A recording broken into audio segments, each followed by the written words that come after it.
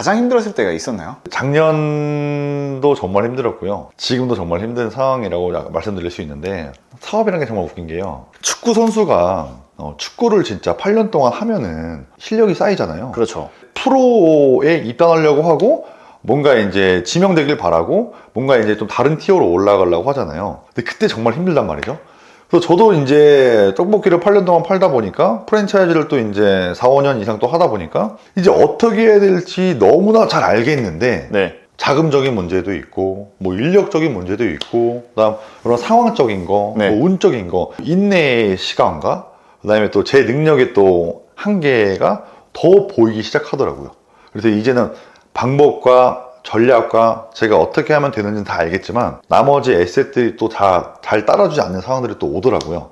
그러면서 이제 안 좋은 일이 벌어졌을 때가 힘든 게 진짜 아니구나 라는 생각이 또 오더라고요. 그 전에는 장사로서는 어느 정도 내가 동네 짱을 먹었던 것 같아요. 네, 맞습니다. 내가 장사로 성공하기 위해서 어떠한 노력을 했었는지 좀 같이 공유해 주실 수 있나요? 아, 네네. 제가 정말 또 공을 들였던 거는 이제 좀 감성 마케팅이었던 것 같아요. 감성 마케팅이 뭐죠? 그러니까 그때가 2014년도부터 2017년도를 좀 돌아가 보자면은 전화 받는 거부터 서비스 드리는 거, 그다음 배달을 직접 가서 인사 드리고, 인사 드릴 때도 문 열었을 때도 저한테 좋은 기억이 남을 수 있도록 막 그 피존 막 이런 거 네. 뿌리고 헬멧도 벗고 올라가서 막 90도로 인사 드리고. 네. 그러니까 결국에는 감성 마케팅이라는 게 뭐냐면은 남들 가게에서 하지 않는 어떤 고객님에 대한 감정적인 걸 불러일으켜서 저희 떡볶이에 대한 좋은 인상과 기억이 남음으로써 그게 다 결국엔 어플의 리뷰로 다 엄청 쌓이거든요. 그러다 보니까 이런 감성 마케팅에 정말 집중하다 보니까 리뷰가 이제 다른 대기업 브랜드들에 뒤처지지 않고 특별한 게 엄청 많았던 거죠. 혹시 기억에 남았던 뭐 리뷰나 그런 게 있었나요? 정말 여러 가지가 있는데 그 인스타 DM이 한 2년 전에 이제 온 적이 있었어요. 그분이 실제로 서초동에서 한 정말 2달을 거짓말 안 하고 매일 드셨어요. 떡볶이를요? 네. 매일 주문을 하신 거예요? 정말 진짜 오버 안 하면 정말 60일 동안 거의 쉬지 않고 그 분이 이제 DM이 오셔가지고 나 이때 단골이었고 누구다 기억나냐? 그래서 기억난다고 하니까 막 이렇게 엄청 장문에 이제 이거를 DM을 보내주셔가지고 아 이렇게 애정했던 떡볶이집이 이렇게 또 프랜차이즈화가 되고 잘 커가고 있는 모습 보니까 너무 뿌듯하다 이러면서 아 뭐 괜한 결례가 될지 모르겠지만 이런 DM을 그냥 내 나름대로 너무 뿌듯해가지고 보내는 거다. 그래서 앞으로도 잘 하실 거고 앞으로 더 좋은 모습 보여줬으면 좋겠다. 그 장문의 DM을 받았는데 전율이 오더라고요. 저도 약간 음식을 되게 좋아하다 보니까 네. 단골이 된 데가 많아요. 네, 근데 맞습니다. 단골이 가장 큰 무서움이 뭐냐면 네. 하도 먹다 보니까 네. 약간이라도 변해버리면 네. 맛이 네. 끊어지게 되거든요. 아, 그럼요. 그리고 실망감이 엄청 커지게 돼요. 맞습니다. 왜, 전 진짜 궁금했던 게, 네. 왜 항상 가던 집이 갑자기 네. 맛이 바뀐다고 하는데, 네. 왜 바뀌는 거예요? 사장이 바뀌어서입니다. 사장이 바뀌어서요? 네. 사장님이 바뀌었다라는 거는 실제 인물이 바뀌었다 할 수도 있고요. 네. 마음이 바뀌었다. 방법이 바뀌었다. 모든 게 바뀐 겁니다, 이거는. 왜 바뀌어요, 도대체? 그 꾸준함이라는 단어를 제가 굉장히 좀 쓰고 있는 거를 좀 느끼실 수 있을 것 같은데 네. 장사라는 게 꾸준히 하기가 사실 정말 어렵습니다. 내가 사장이고 누가 날 케어해주지 않고 안 나가도 되고 직원들이 있고 통장에 돈은 맨날 들어오고 하다 보니까 사람이 좀 젖어요. 정말 성실하게 10년 이상 회사를 다니신 분들도 장사를 하고 치킨을 1년째 팔다 보면은 나태해지는 그런 현상이 정말 오거든요. 네. 그러다 보니까 사장님이 바뀐 게 아니라 마음이 바뀌고 행동이 바뀌고 패턴이 바뀌다 보니까 그 가게의 맛이 실제로 바뀔 수밖에 없는 거죠. 저도 아직 열심히 달려가는 사람 중에 한 명이지만 감히 말씀드리고 싶은 게 있다면 장사를 시작하기 전에 정말 경영자의 마인드가 세팅이 돼야 돼요. 가게가 어려워지던 잘 되든 몇 년 이상 동안 책임질 수 있고 정말 꾸준히 이끌어 나가야 되고 모든 위기 대처 능력과 지속 가능성 등등을 모두 고려하신 다음에 시작을 하셔야 되고 장사로서 내가 인생이 쉽게 변할 수 있을 거야. 그리고 사장이란 타이틀이 돈을 벌어다 줄 거야. 라는 생각이 조금이라도 있으신 분들은 다시 한번 신중하게 생각해 보시는 시간을 가지면 더 좋은 장사를 하실 수 있지 않을까. 배달의 민족 대상이라는 게 있었었는데 네. 실제로 그 연도에 상을 받게 됐었고 네. 그리고 그 다음 연도에도 배달의 민족 대상을 연속 2년 동안 받았던 때가 있었습니다. 그 대상의 기준이 뭐예요? 제가 알기로는 전국 업소 1%, 모든 방면, 매출 포함해서 모든 방면에서 네. 1% 업소들만 주는 걸로 알고 있습니다. 근데 그렇게 2년 동안 네. 1등을 하셨다는 건 장사에서 탑을 찍었다는 거잖아요. 맞습니다. 네. 그러면 당연히 사업도 잘 됐을 것 같은데. 그 뒤로 이제 장사가 더 잘 됐었어요. 그러면서 이제 가맹문의가 더 많이 들어오기 시작하고 기공안장할 그 틈 없이 계속 성장을 하고 있다가 그 성장을 하던 중에 기공안장 해둔 적은 있었었죠. 떡볶이로서 정말 브랜드가 아닌 떡볶이집에서 정말 큰 매출을 이뤄내고 하다 보니까 이제 가맹점들이 이제 뭐 20, 30개가 되기 시작한 거죠. 그러면서 이제 또 뭐 유명 유튜브들 다 드셔주기도 하고 또 광고를 진행하기도 하면서 원래 잘 됐는데 또 막 그 가맹점의 매출들이 막 3배, 4배 성장하고 막 이럴 때가 있었어요. 그때 이제 됐구나 이런 생각을 했었던 것 같아요.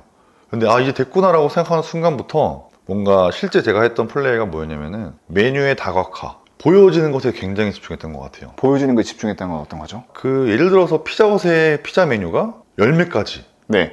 뭐 도미노의 뭐 몇 가지, 유명 치킨 브랜드의 몇 가지 막 있잖아요. 네. 그래서 저도 이제 뭔가 대형 브랜드처럼 보이기 위해서 소비자들의 기호를 다양하게 충족시켜줘야 된다라고 하면서 막 메뉴를 엄청 다양화시키고 점주님들의 반대함에도 불구하고 제가 막 밀어붙이고 그런 행동들이 결국에는 제가 거만했기 때문이고 그 본질, 사업의 본질도 몰랐을 때고 좀 미숙했던 때가 아닌가. 들어보면 네, 잘 된 얘기밖에 없어요. 저는 그렇게 생각해요. 사람이 항상 네. 잘 될 수는 없거든요. 전혀 없죠. 네, 점주님들이랑 약간 네. 좀 충돌이 일어나면서 뭐 후폭풍들이 있었나요?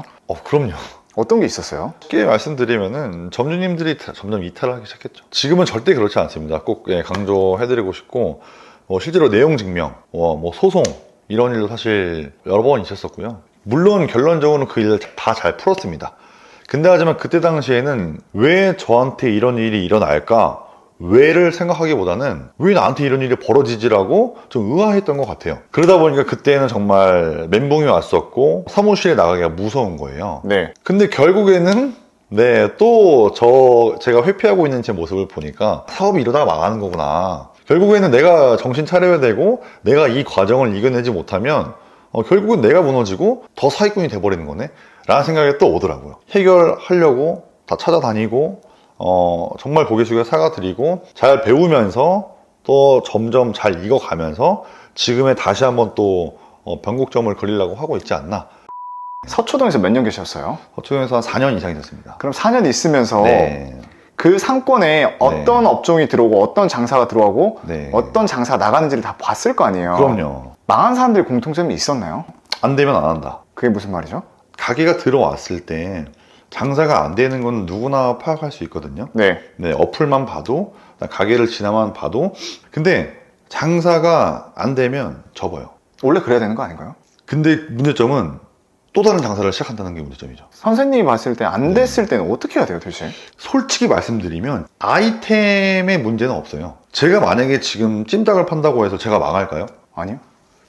제가 봐도 진짜 망할 것 같지는 않거든요. 네. 제가 지금 도넛을 팔았을 때 망할까요? 이거 진짜 저는 아니라고 좀 자신감이 있거든요. 네. 그러니까 그런 것처럼 아이템도 중요하죠, 당연히. 근데 장사하는 방법과 내가 장사를 대하는 태도, 그 다음에 가게를 하나 운영하지만 경영자의 마인드가 있는가 없는가?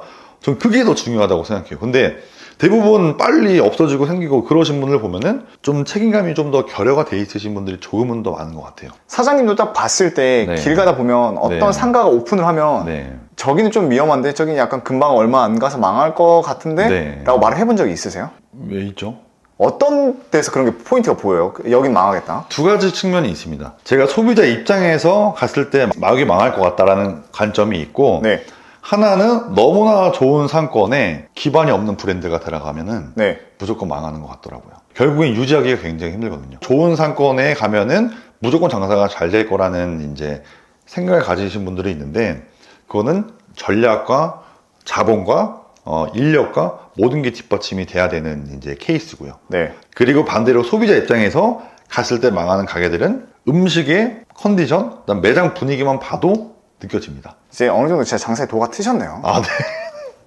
선생님께서는 제 영상을 출연하게 된 이유가 뭐예요, 도대체? 당연히 뭐 홍보 이런 게 마음이 1%도 없어요라고 하면 그건 좀 인간으로서의 좀 거짓이라고 생각을 하고요. 근데 다만 저는 진짜 저란 사람을 알리고 싶었고, 외식업에 대해서 조금 쉽게 생각하시는 분들이 많다는 게 솔직히 저는 그게 너무 아쉽습니다. 제가 결국에는 하는 비즈니스에 대해서 올바른 가치를 만들기 위해서는 영향력이 있는 채널에 가서 제가 나름 좀 이렇게 떠들면은 조금의 인식의 개선이 될 수 있지 않을까? 마지막으로 시청자분들께 해주고 네. 싶은 말씀 있으신가요? 부족하지만 열심히 성실하게 그리고 굉장히 도전적으로 살고 있는 청년입니다. 그래서 좀 귀엽게 봐주셨으면 좋겠고요. 재테크, 창업 잘 되셨으면 좋겠고 꼭 누구를 따라 하려기보다는 자기만의 색깔을 찾는 것이 굉장히 중요한 색깔이 아닌가 감히 좀 이런 말씀을 드리고 싶습니다. 그래서